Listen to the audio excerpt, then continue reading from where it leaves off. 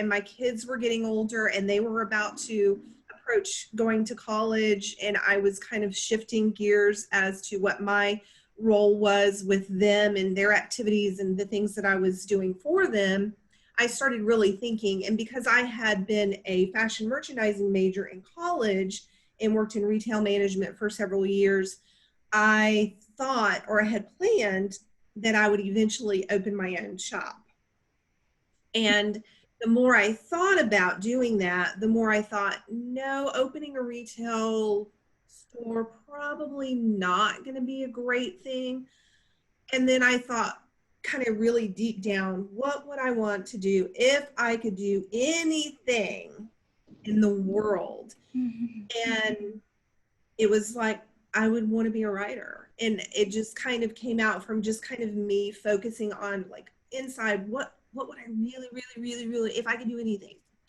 So I laughed at myself because I thought, what would I write about? What would my characters even be saying to each other? I had no idea. So a few weeks later, I had a really, really weird dream. And in that dream, it was very funny because John F. Kennedy Jr., his wife, his assistant, and for some reason, James Spader, the actor, were in my dream. And it was a very odd dream because there was an assassination attempt on John F. Kennedy Jr., but the bullet ended up in his wife's head. She became in a coma just in a coma, and they were rushing her to the hospital. And then they said, you know what, we found out she's pregnant. They just said, oh, we've got to take her to Sweden immediately, middle of the night. Nobody knows this is happening. The hospital in New York is locked down. Nobody can get in.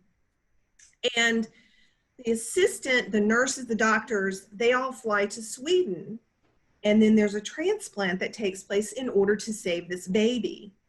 The assistant stays in the hospital. She decides to be the surrogate. For some reason, James Spader was in it. I don't know why, but there was some sort of connection there. Couldn't figure it out. But when they left the assistant in the hospital after the transplant, they fly back secretly again to New York, to the hospital, because she's still in a coma, and they know that, eventually they're going to have to do something about that. But they die in a plane crash in the Atlantic. Nobody ever knows what happened, and the assistant's body's never found. So the child grows up and ends up in Spain, in Valencia, Spain, and they find a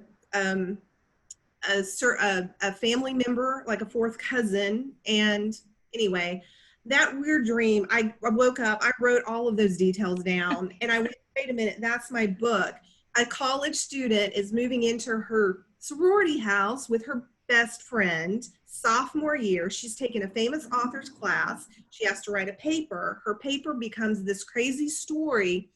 And this boy that she sits next to, that she trips over on the first day, happens to look like a very young James Spader, but he also has a connection to something that she writes about in this crazy story that ended up launches her into an opportunity at the New Yorker for an internship.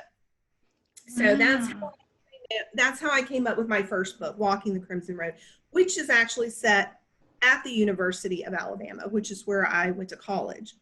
My second book just came out 2 weeks ago, and I got the inspiration for that book from watching the Netflix cheer docu-series, which is about competition cheerleading, and it blew up in America, where the Kardashians were talking about it, Ellen DeGeneres was talking about it, everybody was talking about this cheer documentary, and those students that were on that team, they just instantly became famous.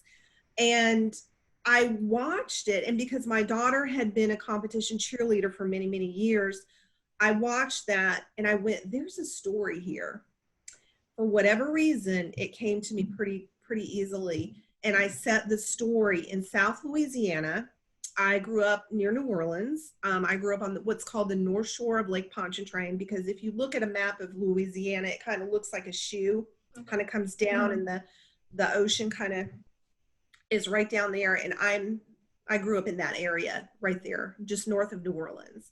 So the town that I set the main character in is in a small town in Louisiana, but because of her background and some things that she made some poor choices, but she gets a second chance and an opportunity, and she ends up at a college in Texas on a competition cheer team known for its national title, very national title winning team. But I change all the names.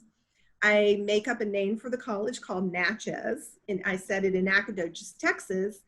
And you find out what happens to the main character, Landry, once she gets to Texas. Mm-hmm. And why Texas? Well, in the series, when you watch the Netflix series, the school that they are from, this particular school that's known for its national title competition cheer team that's now been shot into stardom, is in a very, very small town called Corsicana, Texas. And it's in the middle of nowhere, south of Dallas, about 2 hours south of Dallas, Texas. And nobody's ever heard of it. It happens to be, when you watch the docu-series on Netflix, it happens to be the, I believe it's the fruitcake capital of the world. They manufacture fruitcakes in this little town in Texas, and that's what it's known for. Now it's known for cheerleading, because they recruit cheerleaders from all over Hawaii, Canada, all over the United States to be on that team. Wow, it's a big deal then. So the one that you just showed was the paperback copy, and it's got a little blurb about me and my background on the back of that one. This is the hardback, and it's got another photo on the back. I took both of the photos at sunrise on Orange Beach, Alabama at 6:15 a.m. in I think it was on May the 13th. And so that is that's my daughter on the cover. Oh, nice. Did you include the characteristics from any of the characters in Hit Zero from people in your life living now?